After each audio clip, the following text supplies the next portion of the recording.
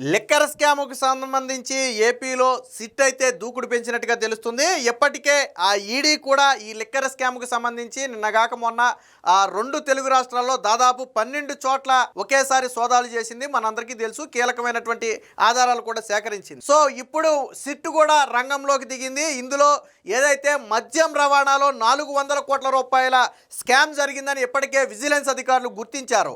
So దాని విచారణలో భాగంగా సిట్ మాజీ మంత్రి కారుమూరి నాగేశ్వరరావునైతే హైదరాబాద్లోని తన నివాసంలోనే విచారించారు. వాస్తవానికి విజయవాడ సిట్ కార్యాలయానికి రావాలని నోటీసులు ఇస్తే తన వయసు 60 సంవత్సరాలు పైబడి ఉన్న నేపథ్యంలో అంత లెక్క రాలేనని చెప్పి చెప్పడంతో సిట్ అధికారులే స్వయంగా నాగేశ్వరరావు ఇంటికి వెళ్ళి నిన్న దాదాపుగా 1 గంట నుంచి 4-5 గంటల వరకు, అంటే దాదాపుగా ఒక 4 గంటల పాటు విచారణ అయితే చేశారు. ఈ విచారణలో కొన్ని సంచలన నిజాలను నాగేశ్వరరావు ఒప్పుకున్నట్టుగా బహిర్గతమైంది. ఎస్, మేము లబ్ధి పొందాము. అప్పట్లో కొంతమంది సిఫారసుల మేరకు నేను మద్యం ఈ రవాణా కాంట్రాక్టుకి సిఫారసు చేసిన మాట వాస్తవము. అలాగే కాంట్రాక్టర్ దగ్గర డబ్బులు లేవంటే ఆ పెట్టుబడిని నా కొడుకు సునీల్ పెట్టాడు.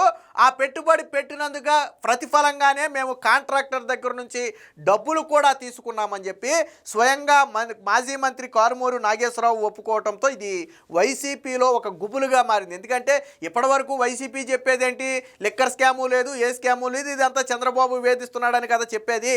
కానీ స్వయంగా మంత్రే ఎస్, రవాణాలో నేను సిఫారసు చేసిన మాట వాస్తవం, పెట్టుబడి పెట్టి దానికి ప్రతిఫలం తీసుకున్న మాట కూడా వాస్తవం అని చెప్పి నిన్న సిట్ అధికారుల ముందు అంగీకరించడంతో ఇది వైసీపీని ఉక్కిరిబిక్కిరిగా చేయబోతుంది. వాస్తవానికి తన కుమారుడు సునీల్ మీద కూడా సిట్టు కేసు అయితే నమోదు చేసింది. అయితే తనను మాత్రం విజయవాడ సిట్ కార్యాలయంలోనే విచారిస్తాము. నాగేశ్వరరావు ఏజ్ మాత్రం పెద్ద ఏజ్ కాబట్టి మేమే వచ్చి వాంగ్మూలం నోట్ చేసుకున్నాము. అవసరమైతే మరొకసారి విచారిస్తాము. ఇప్పుడు ఇచ్చిన సమాచారం మొత్తాన్ని కూడా మేము రికార్డ్ చేసుకున్నాము. తదుపరి విచారణ సాగిన తరువాత మరికొంతమందిని విచారించాల్సి ఉంది. ఇందులో చాలామంది అంబటి రాంబాబుతో పాటు గుడ్ మార్నింగ్ స్టార్తో పాటు ఇంకా కొంతమంది పాత్ర ఉంది. సో ఒక్కొక్క ప్రాంతాన్ని ఒక్కొక్కళ్ళు చేజిక్కించుకున్నారు, ఒక్కొక్క ప్రాంతాన్ని ఒక్కొక్కళ్ళు చేజిక్కించుకున్నారు.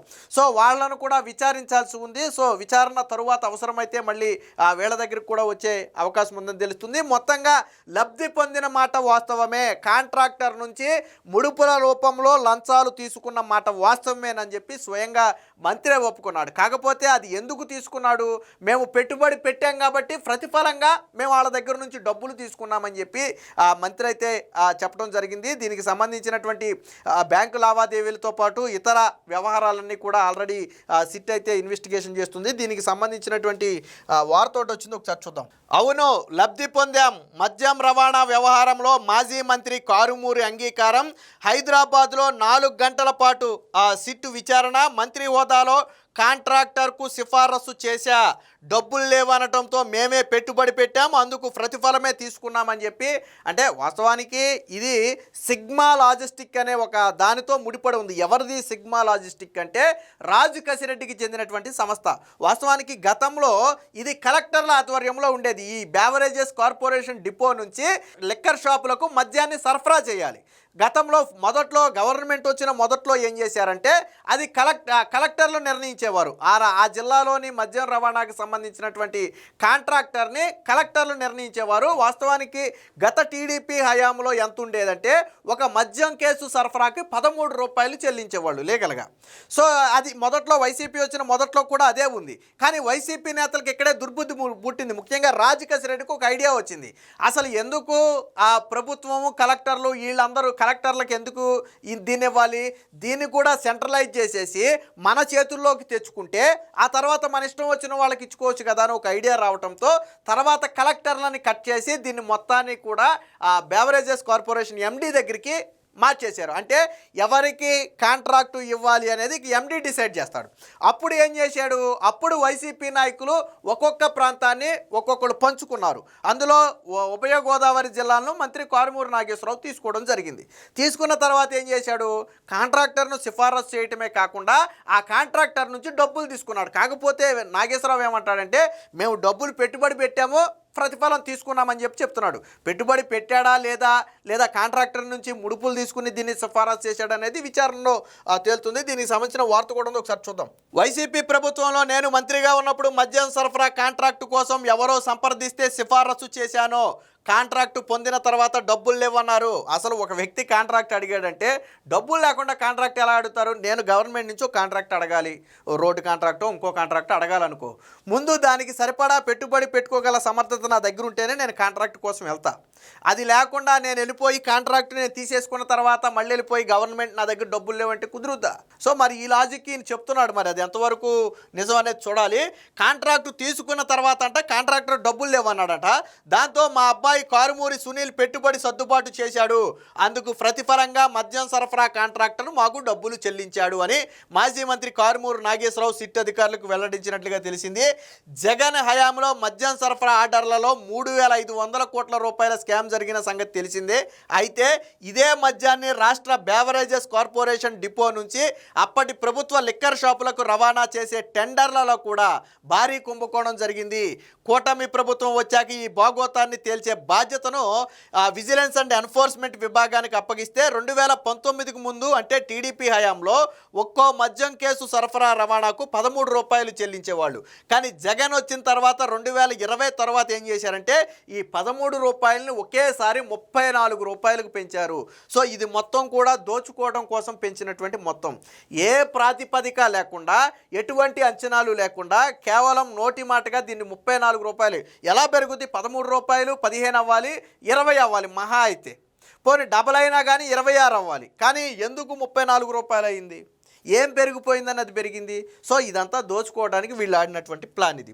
తద్వారా వైసీపీ లిక్కర్ ముఠా 400 కోట్ల రూపాయలు కొల్లగొట్టినట్లుగా విజిలెన్స్ ప్రాథమికంగా తేల్చింది.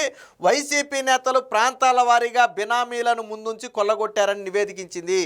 దీంతో ఈ అంశాన్ని ప్రభుత్వం సిఐడికి అప్పగించింది. ఈ ఏడాది 10న కేసు నమోదు చేసిన సిట్ ఏం చేసిందంటే రంగంలో దిగింది. లోతుగా ఆరా తీయటంతో ఈ మద్యం స్కామ్లో ప్రధాన నిందితుడైనటువంటి రాజు కసిరెడ్డికి చెందినటువంటి ముసుగు సంస్థ సిగ్మా లాజిస్టిక్, ఇది బేసిక్ ఇది రాజు కసిరెడ్డి కూడా కాదు, ఎవరి నుంచో లాక్కున్నట్టున్నాడు.